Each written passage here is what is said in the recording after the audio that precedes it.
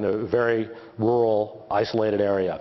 And the first call came in for an odor, strange odor, possibly natural gas odor. The local fire service went out, did not observe anything. And then over the series of hours following that, subsequent calls were basically said, we checked it out, there's nothing to it.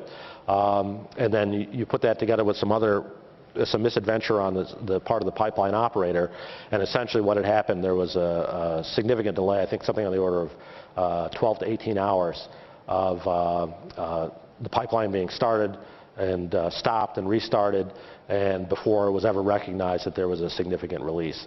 So things like that would certainly support the idea of having more public awareness for the fact that the infrastructure is there.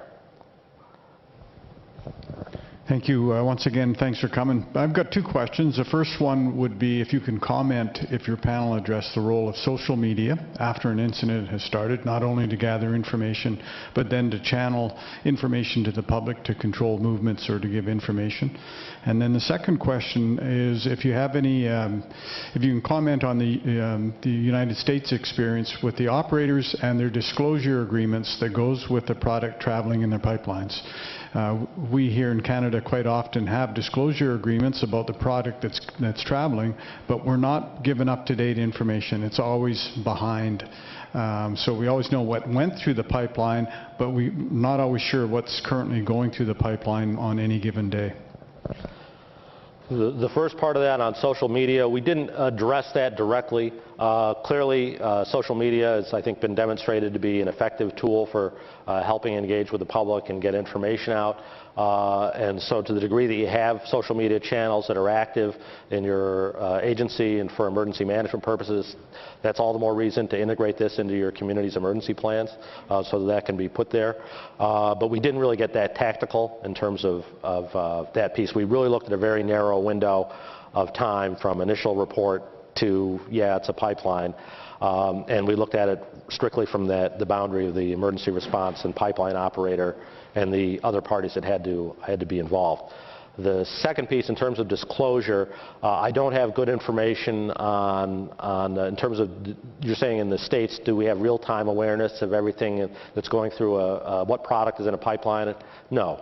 But I think that speaks to the need for having those relationships with the pipeline operator so that in the event of a release, you can get a quick feedback that, okay, right now, yes, you've got unleaded or you've got heating oil or whatever is going through this line.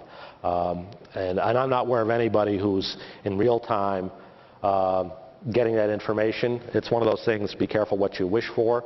It certainly may have some potential, but at this point in time, I think it's a lot of times we wouldn't be able to meaningfully use it, or we would have to verify it if there were an event anyway.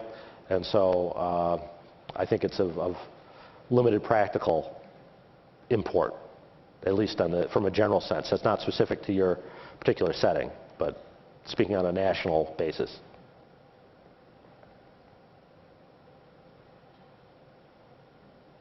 Any other questions?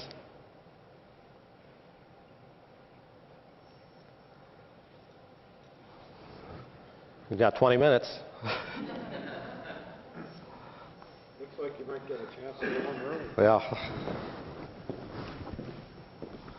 So if that's it, Dr. Jennings, my friend. Well, Chief Garris, thank you. And the best of you, and a small gift as our appreciation, and right. Thank you for coming. All right, thank you very much.